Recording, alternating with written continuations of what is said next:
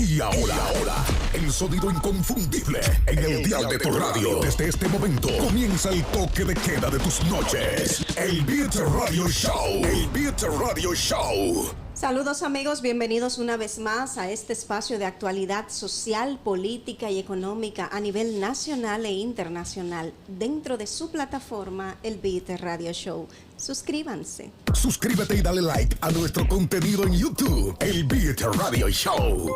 En esta ocasión nosotros, Andy, felices de recibir a un experto en política internacional que tiene vastas luces también a nivel de política nacional y ese análisis que siempre nos agrada y nos confiere cuando llega a nuestro espacio. Un colaborador que ya forma parte de la familia del Beat Radio Show, nuestro querido Víctor Villanueva. ¿Cómo estás, Víctor? Bien, gracias a Dios, bien, y sobre todo feliz de estar aquí de nuevo, como tú dices, en mi casa, aquí, que así me tratan. Víctor, estamos muy contentos de vernos, pero nos toca hablar de un tema incómodo y difícil. Y es la situación actual que está afectando al mundo entero y nos tiene a todos con los ojos puestos. Irán, Israel y ahora Estados Unidos en un papel protagónico. Así es, así es. Bueno, hay que plantearse desde el punto de vista de las relaciones internacionales, hay que ver esto en función a ciclos que van aconteciendo de cara al predominio de las potencias dominantes que existen actualmente. Si miramos siglos atrás, cada siglo tiene una potencia dominante. Y en el siglo XX la potencia dominante la ha sido Estados Unidos, porque dominó lo económico, lo industrial, lo financiero, lo geopolítico, lo geoestratégico, todo. Llegó a ser inclusive catalogado por muchos tratadistas como una potencia hegemónica. Es la única potencia del planeta que en cuestión de horas puede tener una presencia militar en cualquier punto del globo terrestre. Y eso lleva a que en lo que es el inicio del siglo XXI, tener otras potencias emergentes que quieren evitar que durante el siglo XXI Estados Unidos siga siendo la potencia dominante, porque eso va a implicar una ruptura del periodo que se tiene establecido cíclicamente, y podrían ellos quedar en un rol relegado por el resto de los siglos si no hacen correcciones en el momento actual. Y lo digo en un contexto más académico que coyuntural, porque al final y al cabo, a pesar de las atrocidades que hemos estado siendo testigos todos y la incertidumbre que genera esa inestabilidad en esta región del Medio Oriente y en el Golfo Pérsico, estamos bien, hay que verlo desde el punto de vista que al final y al cabo eso no es el todo de lo que puede pasar ni de lo que va a pasar. Hay que verlo en términos de ciclos para poder entender por qué hemos entrado a esta espiral, cuál sería la característica de esta situación y hacia dónde puede esto llevar a la humanidad en sentido general. Hay varias premisas que se pueden establecer a partir de esta realidad. Una de ellas es el hecho de que el Papa Francisco, el anterior Papa, señaló en alguna encíclica y en algunos discursos que estamos en una tercera guerra mundial, pero no nos lo han oficializado. Y eso a razón de que en otros estrechos, en el mar meridional de China, que involucra a varios países, Malasia, Singapur, etcétera, etcétera, la situación frontera de Chechenia, de Cachemira, la situación de tensión entre las Coreas, la situación relacionada a Taiwán, la situación generada por lo que es Ucrania y otros elementos relacionados a la OTAN, algunas situaciones que también se expresan en otros puntos del globo terrestre, en este caso en el continente de América Latina y el Caribe, estamos viendo que hay muchos estallidos que de alguna manera pueden perfectamente alinearnos hacia tener una tercera guerra mundial, que a diferencia de las dos anteriores, esta sí tiene capacidad de dos cosas. La primera es de que sea verdaderamente mundial en términos de escenificación. Víctor. Y la segunda, no quiero llevar al mismo, sino analizarlo desde el punto de vista de la academia. Y la segunda característica es que ya tenemos la capacidad, en términos armamentistas, de desaparecer a toda la población de la faz de la Tierra con un solo intercambio. Y tú me estás diciendo a mí que no quieres que yo me lleve a la... Mira, Víctor. No, yo auguro otras cosas. Yo vivo aquí en este planeta, no hay otro planeta para vivir. Ahora, ese es el escenario que se tiene, donde las potencias tienen puntos de tensión a razón de mantener o crear un predominio de potencia económica, de potencia hegemónica a lo largo del siglo XXI. Y como ya ha pasado el primer cuarto del siglo y hay proyecciones, pero no hay una potencia que ya se vislumbre como la sustituta de los Estados Unidos, eso hay que romper ese orden. Y esa ruptura tiene muchas variables de cómo acontecer. Del punto de vista económico, del punto de vista industrial, tecnológico, que ya entra un rol estratégico sobre las potencias, pero a la vez tiene la condición de que, curiosamente, desde la propia potencia mundial hegemónica, que es los Estados Unidos, tienen puesto el principal acelerador para que ellos dejen de ser la potencia dominante del siglo XXI. ¿A qué me refiero? Estados Unidos está sustentado en esencia actualmente en dos grandes pilares en términos de su política exterior. El primer elemento es el destino manifiesto, que es donde se declaran los principios establecidos por esta potencia al momento del surgimiento de ellos como un Estado-nación, cuando se independizan de las colonias, y en ese destino manifiesto es donde se declara precisamente que la seguridad interior dependerá del dominio de la seguridad global. Por eso a veces pensamos, se creen los policías del mundo, pero eso está definido en el destino manifiesto de sus padres fundadores. Y el segundo elemento, el segundo pilar que sustenta esta política exterior de los Estados Unidos, la vamos a graficar en lo que ha significado el consenso de Washington en cuanto a las teorías neoliberales, que es lo que lleva entonces a que después de la Segunda Guerra Mundial, como Estados Unidos crea la multilateralidad mediante las Naciones Unidas, y mediante esa multilateralidad es que se establece lo que son las instituciones Bretton Woods, que conocemos como el Banco Mundial, el Fondo Monetario Internacional, etcétera, etcétera, que son los que dirigen la arquitectura financiera fiscal en términos de empréstitos a escala de cooperación de Estado, y lo que tiene que ver entonces el financiamiento que hubo para restablecer Europa como epicentro de la escenificación de la Segunda Guerra Mundial. A partir de ahí, y en consolidación de ser una potencia que muta desde ser potencia industrial y pasar a ser potencia financiera, porque después que generaron mucho dinero con las industrias, ese dinero era más rentable tenerlo en términos financieros. Un dueño de fábrica que producía 400 millones en la fábrica al año, ya con lo que tiene ahorrado, genera más que lo de la fábrica y no tiene el riesgo de la fábrica. Cierro la fábrica y sigo en lo financiero.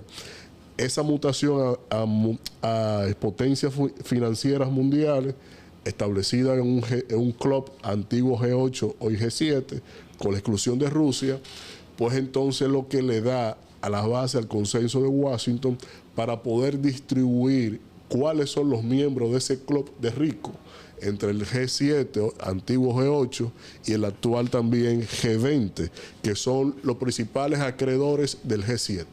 Por lo tanto, en ese diseño arquitectónico de la finanza y la prosperidad del planeta, es entonces donde ellos afinan ese consenso de Washington y lo establecen como un doctrinamiento, en donde a nuestros países, a nuestras democracias, en donde no convenían, colocaban a un dictador, en donde convenía, colocaban el nombre de la democracia, y pero todos con un denominador común, que recen los postulados del consenso de Washington, del destino manifiesto.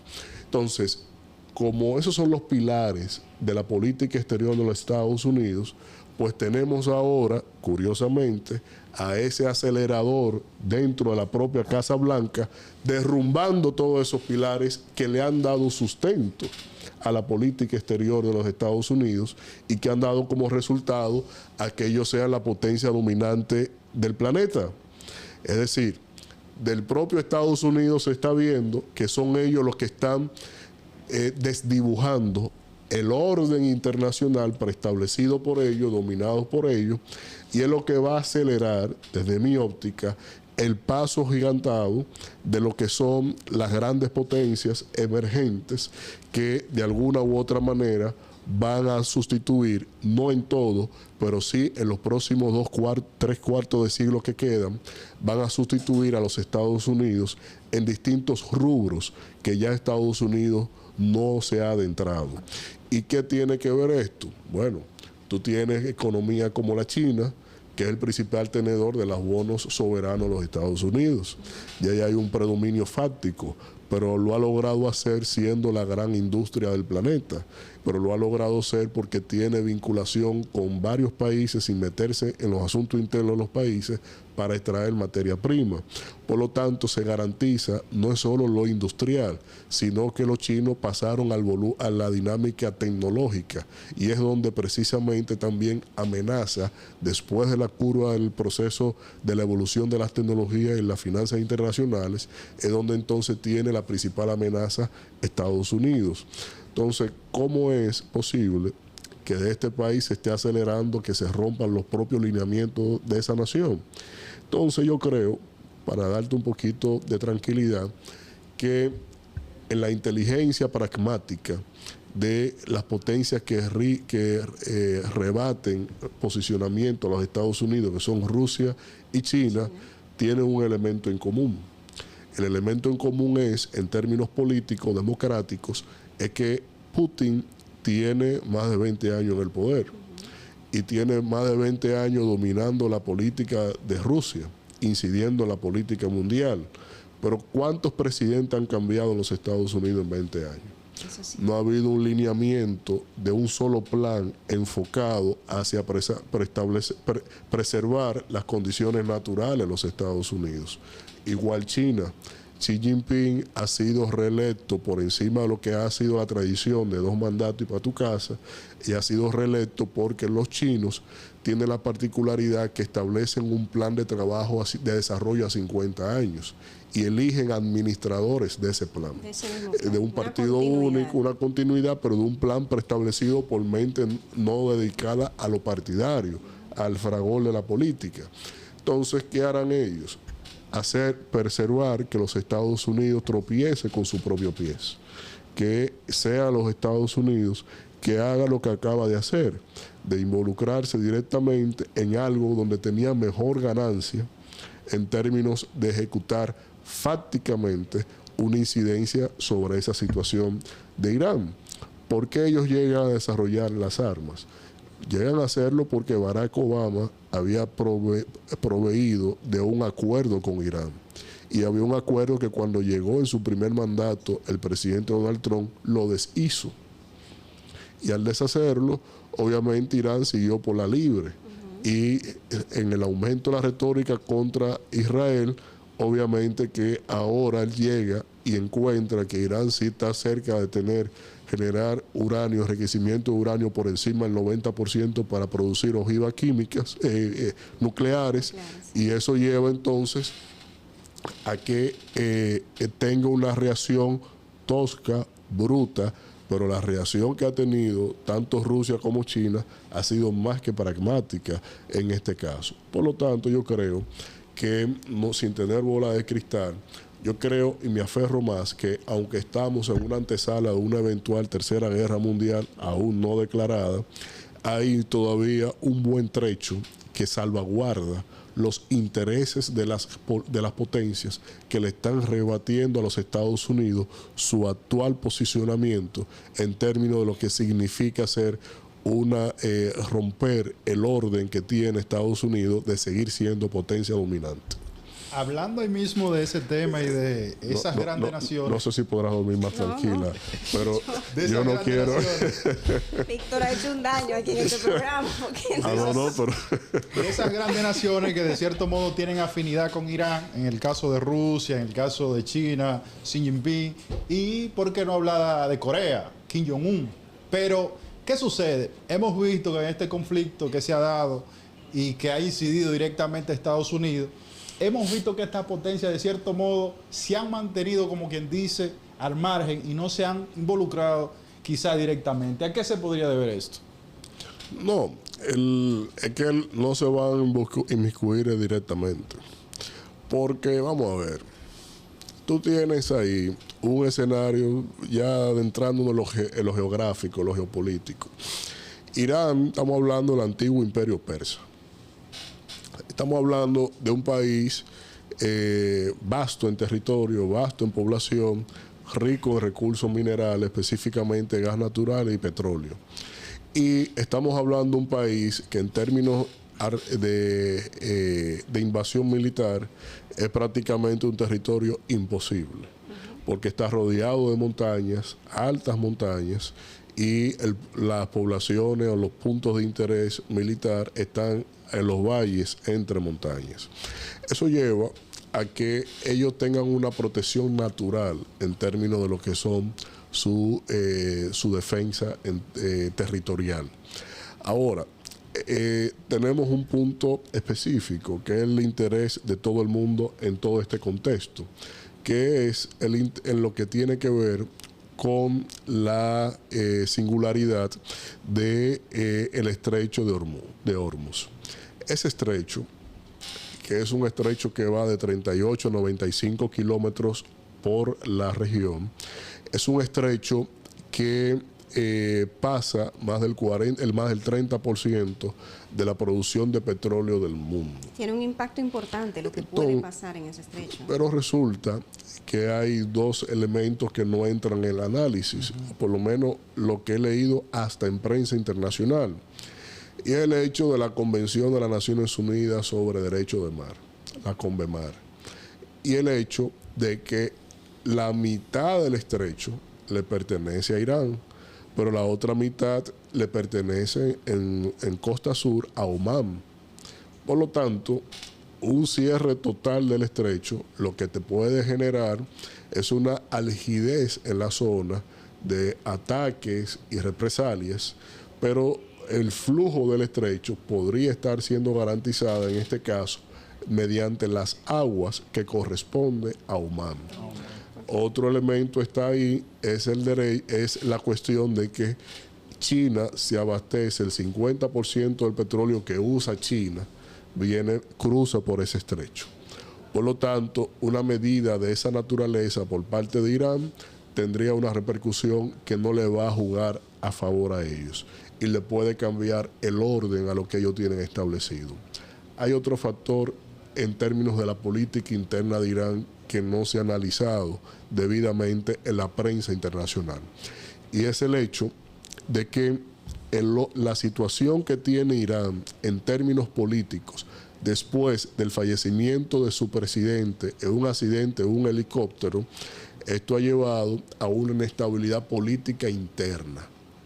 Y hay que recordar que Irán es como imperio persa que fue, la dinastía que dominó el contexto político de ese país fueron los chads, los antiguos chads, que fueron sustituidos mediante la revolución por los ayatolá, que son clérigos religiosos que por encima de todo el estamento político del Estado está el clérigo, el ayatolá, el que lo decide todo. Fíjate que el Parlamento decide cerrar el estrecho, que no tienen como por qué decidirlo legalmente, fácticamente otra cosa, pero decide el Parlamento y esperan a que sea el ayatolá que lo defina. Y esto es a razón de que es un Estado netamente clérico, es un Estado islamista que se rige por las leyes del Corán. Y esto entonces te genera una realidad de que las demás potencias vinculantes no actúan directamente sobre la fuerza política interna de ese país en apoyo a esto, porque la propia población actualmente está dividida. De hecho, los herederos de los Shah están ahora definiendo y provocando una revolución. Por eso en la narrativa de los Estados Unidos, si se fijan bien, y de Israel, dejan el estribillo planteado de que sobre Irán lo que quieren es 0 armas nucleares y que caiga el régimen y que venga la democracia.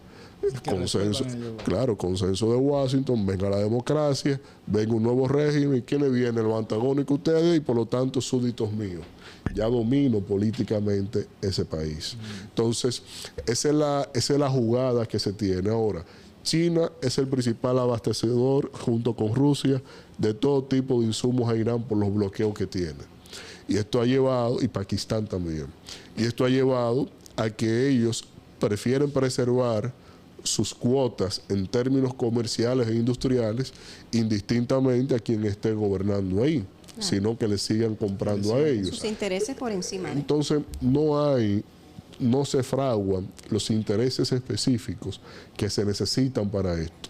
Por eso la actitud de Putin directa ha sido la de mediar, la de buscar una mediación, porque a él le conviene un establecimiento del status quo, que todo se mantenga como está, porque el ayatolá es vinculado a él y así entonces él puede generar un equilibrio entre ambas partes. Israel se acercó a Rusia en un momento dado por los lineamientos de la política exterior de Joe Biden, y eso llevó esencialmente a que también hay un vínculo en términos políticos diplomáticos entre Rusia e Israel. Y eso son cuestiones que al momento no te van a definir una realidad como tal. Todo dependerá de una reacción exabrupta por parte de Irán sobre simbolismos sensibles por parte de los Estados Unidos, y eso, para llegar ahí, estamos en cualquier escenario, en cualquier momento puede acontecer,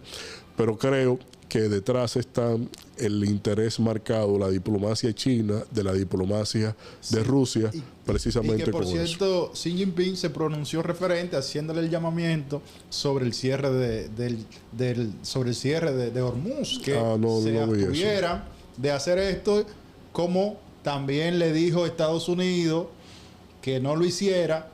Entonces ese llamamiento corrió y ahí vimos el pronunciamiento de China, que le hizo el llamado a Irán de que se abstenga de hacer esto. Y que Marco Rubio le pidió directamente a China que intervenga para que no cierren eso. Finalmente, Víctor, ¿quién en este momento, como está el conflicto, está resultando, según la proyección del mismo, como el más beneficiado?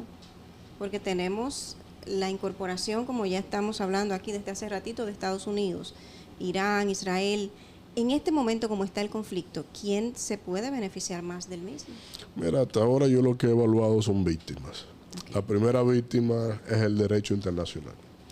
Nosotros vivimos una sociedad internacional post-westfaliana, que es donde surge esencialmente el derecho escrito entre estados. Y esto ha llevado en que todo lo que hemos construido, a raíz de las experiencias, las atrocidades pasadas, sobre todo iconizada en la Primera y Segunda Guerra Mundial, todo eso se ha derrumbado. El derecho internacional es la primera víctima de todo esto. La segunda víctima es la multilateralidad. No vale nada tener estamentos internacionales para edificar consenso en común, ni atender el tema de la paz y la seguridad internacionales. Porque el modelo que establece el Consejo de Seguridad de las Naciones Unidas es un modelo que ha funcionado a razón del veto. Ha funcionado porque lo constituyeron inicialmente los países ganadores de la Segunda Guerra Mundial para evitar que vengan nuevas amenazas que dieron origen a la Segunda Guerra Mundial, pero resulta que el diseño del veto no es funcional cuando los miembros fundadores que gozan del veto tienen que enfrentarse entre sí. Y no se corrige en función al orden del interés supremo de la Carta de San Francisco, de la Carta de las Naciones Unidas, que establece preservar la paz y las seguridades internacionales. Entonces, tenemos un escenario que hasta ahora no hay ganador. No hay ganador porque cuando el presidente Donald Trump hace este ataque subversivo, burlando los protocolos, ¿a qué me refiero? Aunque existe el ius ad bellum, es decir, el derecho a la guerra que tienen los estados, todos los estados tienen derecho a la guerra, todos. Ahora, lo que hizo él en términos protocolares es incorrecto. Primero lleva una negociación con Israel. En medio de la negociación, Israel ataca, se limpia del escenario, dice que él no sabía, que no tenía nada que ver, y luego está más vinculado que el mismo Israel de todo el contexto. Luego de eso viene y manipula y dice que en 3 semanas yo voy a decidir qué es lo que va a pasar. Pero antes de las 3 semanas viene y realiza el ataque mismo, a la base de ellos. Ha burlado todos los tipos de protocolos diplomáticos y esa es otra gran víctima en función a esto. Porque ahora, ¿quién no le puede decir a China no le haga exactamente eso a Taiwán? Así es. No le haga exactamente eso a Malasia, que tiene una protesta de mar territorial con ellos. Entonces, ahí hay, y otros países de la zona, pero ahí hay un problema que genera un precedente que será funesto, una parálisis del orden multilateral, los mecanismos que creamos bajo la experiencia de la Segunda Guerra Mundial, y segundo, una burla en términos de los procedimientos protocolarios diplomáticos, mediante una mentalidad que tiene una mentalidad de casino, un tipo que lo que tiene es una condición netamente de negociante, no de representante. Y eso es, pero de negociante de naipes, de casino de mala muerte, porque ni siquiera con reglas preestablecidas. Y así se está rigiendo el mundo, porque llegaron hasta decir junto con Israel que donde están sacando la población de Palestina en base a la sangre de esa gente, que ahí podría caber un gran proyecto inmobiliario. Lo llegó a decir. Por Dios, tú estás pensando en crear un Atlantic City en pleno Palestina con una sangre bañada, con una tierra bañada en sangre de los propios dueños de esa tierra. Entonces, eso es un problema de una mentalidad perversa que está rigiendo el orden internacional y que lamentablemente para nuestros hijos, para nuestra descendencia, que el factor de la guerra debió quedar referenciada en los libros, literalmente la podrán estar atestiguando en sus propias pantallas como noticia del día a día, y esperemos que no sea a título de carne y hueso, porque la peligrosidad de esto está, y lo dejo ahí, aunque tal vez con esto no pueda dormir más tranquila, está el hecho de que la bomba de Hiroshima y Nagasaki, para que ustedes tengan idea, tenían unos 15 kilotones. Y fíjense lo devastadora que fueron. Ahora la humanidad tiene más de 10.000 bombas nucleares distribuidas entre varios países, unos 13, 11 países. Rusia es la potencia del mundo en armas nucleares. Duplica lo que tiene el total de los demás países. Pero resulta que una sola bomba nuclear de Rusia no tiene menos, la más pequeña, no tiene menos de 300 kilotones. Entonces, si la Hiroshima y Nagasaki con 15 fue atroz, una pequeña con 300 kilotones, ¿qué no podrá pasar en la faz de la Tierra? No, Víctor, no dejémoslo ahí, porque ya estos temas me van a hacer que yo no sí. Damas y caballeros, lamentablemente hay una realidad. En una guerra, al final nadie gana. Nadie gana. Esperemos que el conflicto llegue al final del mismo antes de ser declarado como una tercera guerra, que en este caso, como dicen los expertos, sería realmente mundial. No, Einstein lo dijo. No sabemos cuáles serán las bombas de la Tercera Guerra Mundial. Lo que sabremos es que no habrá población, para que vaya una cuarta guerra mundial. Tranquilidad. A ustedes continúen con nosotros, el Beat Radio Show.